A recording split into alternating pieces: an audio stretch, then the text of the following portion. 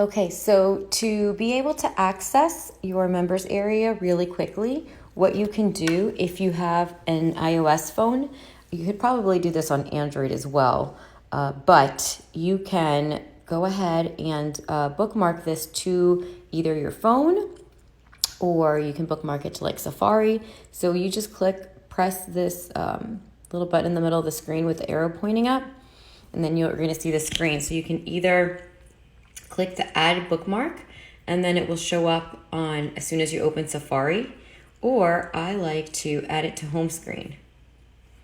And you can name it whatever. I'm just going to leave Michelle Marie Fit Courses, add, and then look how easy. So now this is my home screen. So all I do every time I want to access, the program is click on it, and that's it. You can log in. And that is all. Super easy. So hope this helps.